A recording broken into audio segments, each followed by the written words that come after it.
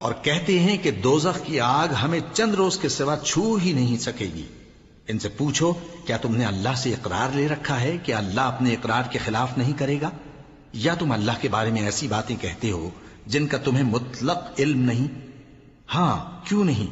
جو برے کام کرے اور اس کے گناہ ہر طرف سے اس کو گھیر لیں تو ایسے لوگ دوزخ میں جانے والے ہیں اور وہ ہمیشہ اس میں جلتے رہیں گے، اور جو ایمان لائیں اور نیک کام کریں وہ جنت کے مالک ہوں گے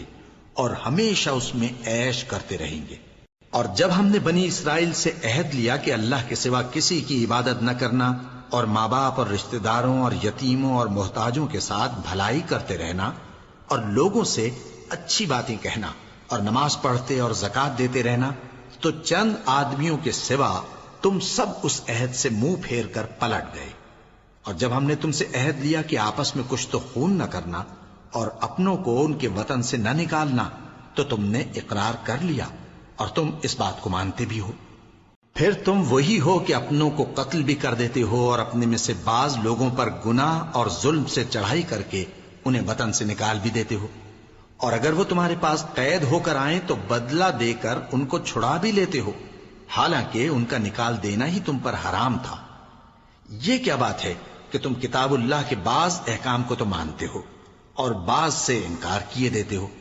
تو جو تم میں سے ایسی حرکت کریں ان کی سزا اس کے سوا اور کیا ہو سکتی ہے کہ دنیا کی زندگی میں تو رسوائی ہو اور قیامت کے دن سخت سے سخت عذاب میں ڈال دیے جائیں۔ اور جو کام تم کرتے ہو اللہ ان سے غافل نہیں۔ یہ وہ لوگ ہیں جنہوں نے آخرت کے بدلے دنیا کی زندگی خریدی، سو نہ تو ان سے عذاب ہی ہلکا کیا جائے گا اور نہ ان کو اور طرح کی مدد ملے گی۔ اور ہم نے موسیٰ کو کتاب عنایت کی اور ان کے پیچھے یکے بعد دیگرے پیغمبر بھیجتے رہے، اور عیسیٰ ابن مریم کو کھلے نشانات بخشے اور روح القدس یعنی جبرائیل سے ان کو مدد دی۔ تو کیا ایسا ہے کہ جب کوئی پیغمبر تمہارے پاس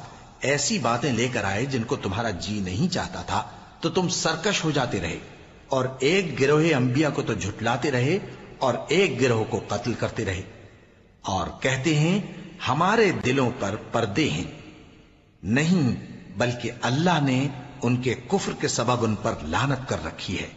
پس یہ تھوڑے ہی پر ایمان لاتے ہیں۔ اور جب اللہ کے ہاں سے ان کے پاس کتاب آئی جو ان کی آسمانی کتاب کی بھی تصدیق کرتی ہے، اور وہ پہلے ہمیشہ کافروں پر فتح مانگا کرتے تھے، پھر جس چیز کو وہ خوب پہچانتے تھے جب ان کے پاس آ پہنچی تو اس سے منکر ہو گئے، پس کافروں پر اللہ کی لعنت۔ جس چیز کے بدلے انہوں نے اپنے تئیں بیچ ڈالا وہ بہت بری ہے، یعنی اس جلن سے کہ اللہ اپنے بندوں میں سے جس پر چاہتا ہے اپنی مہربانی سے نازل فرماتا ہے۔ اللہ کی نازل کی ہوئی کتاب سے کفر کرنے لگے تو وہ اس کے غضب بالائے غضب میں مبتلا ہو گئے، اور کافروں کے لیے ذلیل کرنے والا عذاب ہے۔